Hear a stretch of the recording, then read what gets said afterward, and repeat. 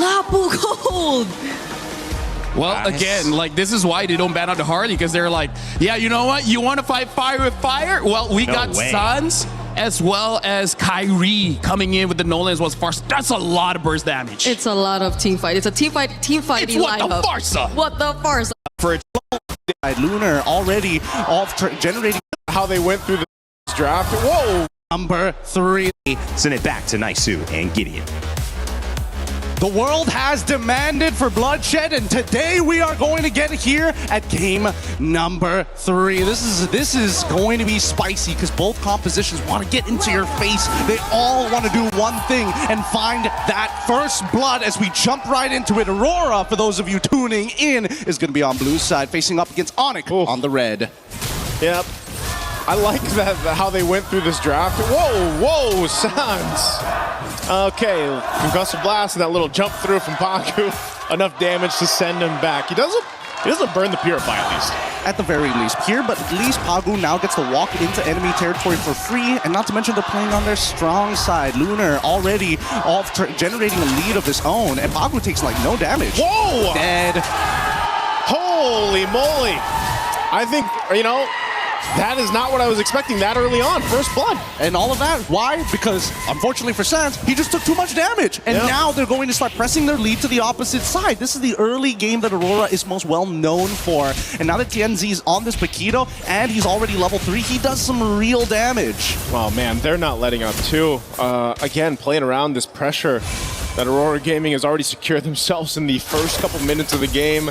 Trying to slow down Kyrie here a bit, but I think ONIC can go ahead and kind of readjust from this. Maybe even potentially. I mean, there's still 30 seconds for that turtle to come up. They can just kind of let that go if they have to, but knowing ONIC, they probably won't just give it up for free, even despite the pressure they're feeling this early on. Yeah, absolutely not. They need to contest for this. I mean, this really depends on whether Sans actually hits level 4, right? Because he's the secondary win condition in this early game next to Kyrie. And even as we see this game progress, because of that early recall and the control we're seeing from Aurora, now Kyrie is like, man, this early game might not be in my hands. Yeah, now it's Kyrie asking for the green camp control, man. You know, trying to protect these. Right now is Aurora. Doesn't let up. They do get the retribution out, though. So I guess that is going to be the decision by ONIC, especially since Kyrie's on level 4. Let's just give up this first turtle, give it to Aurora. They've won it by just how much pressure they put on. Oh, a big slam through into the wall. Loopy gone after Daytona's welcome. Keyboy could be next here. He's just going to be zoned out. Nope, the 1-2 punch comes through and Lunar picks up a kill. The autopilot here. Let's not forget that Aurora just seems to be more well-connected overall, and it seems like ONIC, they needed to regroup, but unfortunately Lukpi just took the wrong path and did not want to commit his ult. I think moments like that gets really, really difficult for ONIC. Now, Sigaboom, he's more than happy. He unfortunately is in the losing matchup, but he doesn't mind as long as he's not losing out on gold or EXP. Kelra can try and lock this lane for as long as he wants, but if we do see that Sigaboom's rotating consistently, he should be able to get mid waves as well. Yeah, and as you just saw, that's such a good kind of like a counter that Pagu has against that feathered airstrike, obviously with the Minotaur, you know, and if it's once he has the Flask of the Oasis and it kind of helps buff up that sustainability that comes with that motivational Aurora, you can then just kind of follow up with the mini jump, but then the ultimate, right, that he has that it just can set things up and stop ONIC's main game plan, which is playing around this Farsa's damage kit into a Wrath of the Dryad, into setting things up for the Nolan on Kyrie to follow through. We've seen the burst damage before, but even on the other side, the counter to that is Tienzi. This Paquito jungle, which most of us have seen in the gold lane. Hold on, Lunar, okay, he's going to try to get away. Feathered airstrike dropped down, but he's tanky enough to survive it just with the Daytona's welcome. Didn't seem like the most optimal choice overall. I get it if Lunar didn't have the stacks, but once he builds up on those stacks, he's actually comparable to like 1.5 of Lapu, right? Yeah. I think that should be the ratios that should be in their head. I think they were assuming that Kyrie was going to do a little bit more damage, but he's already 2 levels down, right? He's basically the same level as Lukpi, and even Lukpi knows for a fact that he can't chunk Lunar for more than half of his HP, and even then, we're asking for a lot. Overall, this has been a really great start for Aurora as they've controlled the entire bottom side, and it's unlucky that it spawns back down to the bottom side once more. Yeah, right now, Aurora Gaming is basically just kind of coasting on through this early portion of the game. Second turtle's going to be up here, though, so we'll see if this time ONIC wants to possibly fight both both mid laners, picking up the glowing wands here. Again, this Eudora been such a mainstay in the meta currently, and you see why. You know, the multiple stuns that you can kind of dish out, the damage, the poke that you can do, that burst on such a kind of low cooldown is a problem. TNZ also picking up a Sky Piercer now on that jungle Paquito. Turtles up. I don't think we can do this here. They're thinking about it, but he's leveled down onto TNZ, and I'm pretty sure that TNZ can just hold on to that champion stance. Okay. Flicker forward. They're going to force this fight. Kelra on Sigiboom, though. Sigiboom trying to get away. Meanwhile, Lunar's the one to fall. The team fight's going all wrong for Aurora. Sands. There's the what the Farsa. 2 kills now, double. And that's going to be a turtle for ONIC. A really nice play. A great interception coming in from ONIC here, making sure that at least they're dropping down their abilities on the right targets. Like, Lunar set it up pretty nicely. However, unless TNZ finds that trade onto Kyrie or even Sans, then it's just not worth the time. Oh, denial! Oh, goodbye. Good punish there, because I was going to say, Kyrie could not get away with that after everything ONIC did, but mind you, that whole interaction has now stopped that gold lead that was building for Aurora Gaming. It was about 2,000. That's been pretty much dealt with. Kelra won't get this turret just yet, but he does do quite a bit of damage to it. Meanwhile, they got the bottom turret traded out, so ONIC now opening up the map a little bit here. Kelra's doing a really good job. Like, first turtle, okay, Sigiboom walks out of it, you notice that he's only level 3, and that's when you know, like, okay, sure, he probably doesn't need to be there, but at the same time, you never really know what's going through Aurora's mind, especially what they're willing to risk. And I think that's the problem that ONIC has been facing these past couple of games. They're not 100% sure whether Aurora is willing to die for certain moments in these games to get a little bit more later on. But now that the Feather Airstrike has been used early, they are making the statement, you know what? As long as Sigiboom doesn't scale, TNZ will eventually fall off. Yeah.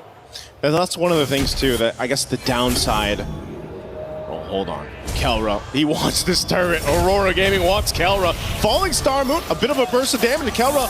Be able to survive. Is there going to be a counter punch here from ONIC? They just make sure Kelra survives. They back up. Hold on. Daytona's welcome. Right on cue. Nice. Into 2. Lunar now going to be in trouble. The burst comes through. And Kyrie will pick up a kill. I didn't know if Aurora Gaming was going to continue to fight, but they decided to go for it. They made a mistake there for sure. Kelra played it perfectly, using his Purify to ensure that they don't find the one-shot and sets it up for something more dangerous down the line. This is what I'm talking about. This is a game of boxing here. Let's look at the replay one more time, because as soon as Keyboy, this looked like a very good punish from Aurora until Lutpi says, you know what? As long as the damage dealer can actually go for their full combo, which they know that Rosa doesn't have, this should be a free pick on to Lunar. And they know for a fact that Bravest Fighter, it's on a short cooldown, so they can just drag this out and wait until Lutpi has it. Aurora trying to punish. Lunar needs the stacks. Daytona's welcome, already used. Fighting off the turret. Pagu jumping in. Minoyan Fury to knock up 3. Keyboy's gone. But a Feathered Airstrike comes down from Sans. And now, Luffy flickering forward. Trying to zone out Tenzi. He's swinging around here. He's going to fight off Sigiboom. This is a fight all gone wrong right now for ONIC. The 1-2 from TNZ. And there's again, fighting for the turtle. Kyrie trying to find space, but Rosa comes in with the stun. Turtle secured by Aurora. And Kyrie goes down as well. Kelra could be next. Everybody's here to clean them up, and Kelra falls. It all falls apart for ONIC. Oh no. Worst case scenario for ONIC. Aurora able to find the lead back again, and worst yet, they're able to take out a majority of the members of ONIC, pulling themselves to the lead that they had before. Now, just an extra 400 gold on top of it, and TNZ is probably at his strongest at this point. Walking to take away these green camps. Don't worry, Pagu, nobody's mad at you this time, but let's look at the items, because we're at a dangerous state. They're looking to make sure that TNZ is strong enough to one-shot Slans at every point of the game, but TNZ, keep in mind, that's solely based on this Sky Piercer. Man, TNZ has done an amazing job just kind of farming up here. You know, yes, he's got 4 kills, but even with that Sky Piercer, and you see the gold lead that he's had, and a lot of that is supplemented because of the way that Aurora Gaming has played the map, you know, from the start to up to now at that 9-minute mark, which will set themselves up for a good Lord take. But ONIC has showed us that they're willing to fight. A lot of these team fights are kind of weird the way they play out, right? Because it's either going to be started up by Lunar. Oh, there's some good burst coming through. Divine Glaive was picked up recently by Rosa, but either Lunar was started up, or ONIC can kind of go ahead and choose to start things up. The downside of the Belric having the Revitalize is obviously you can't surprise anyone with that flicker combination we're used to seeing. So it's got to come from someone else, and mostly it's been from Lutfi flickering forward, trying to set up, or trying to just keep things split up in these team fights. And that's why they're so finicky with the way they play it out. And that's why I say this is like a boxing match, right? As much as you want to throw your lead hand out with a big haymaker, you also have to keep in mind that Aurora could be throwing their own haymaker. Wait a second, Keyboy! Keyboy, what's he doing? He's gonna get eaten up here. Rosa's gone though. Kelra now splitting up the fight. There's a stun right on the mark. Minui and Fury to knock him in the air. Sands in trouble though. Can't get away from Siggy Boom. And now in the Valkyrie form, he's going to be splitting up Kyrie and Loopy from the fight while Keyboy's got nowhere to go. A proc on the Sky Piercer. Looking to clean up more under the tier 2 tower. A double for TNZ. More stacks for this Paquito. And now they take down the tier 2 turret, Kelra. He's tanky enough. He should be fine. He'll just clear out the waves. Yeah, he is not worried at all, but the rest of his team does not have that same grace. And Sigaboom has been playing an amazing Freya, a losing matchup, and yet watch this, right? As they were playing this fight, they recognize, hey, no feathered airstrike. They also lost the Wrath of the Dryads, and that's when they decided to throw everything. Even Sans recognizing, hey, I gotta use the Purify to get away from a flicker enraged charge coming in from Pagu, but it doesn't matter when Sigaboom has stuck on to the rest of your team, cutting you down one by one with no way to stop you. The lack of CC is going to be a huge issue. Oh, hold on. Daytona's welcome use on live cam. Kelra going to be in trouble again. And Minnow and Fury knocking him in the air. Keyboy can't get away. Once again, Sigaboom leading the charge in the Valkyrie form. A big stun comes through from Loopy though. Able to stop him in their tracks, but he gets dropped back by the Rockets. But ONIC, they want to fight back. Kyrie trying to get away with Lunar. Not enough damage on the stomp there, that auto attack. Not going to be able to take out Kyrie, but man, what a fight in the jungle. This is a beautiful game here. Despite being 5.6k ahead, Aurora lose out on Sigaboom in comparison to Keyboy. An upward trade for ONIC, but the economic damage is not done just yet. Another structure falls in the favor of Aurora. Another buff taken away from Kyrie. He's struggling this game. He's 1-4-4, and every single person he wants to go for the kill has some form of damage reduction, has some form of anti-CC, or worse yet, just raw sustainability. Yep, really good play there from ONIC because of the fact that they took out Sigaboom in the last fight. They pretty much alleviate that damage that Lord push would have done. Again, you're just seeing, despite being down these thousands of gold, ONIC somehow is still able to actually go toe-to-toe in the team fight against Aurora Gaming here.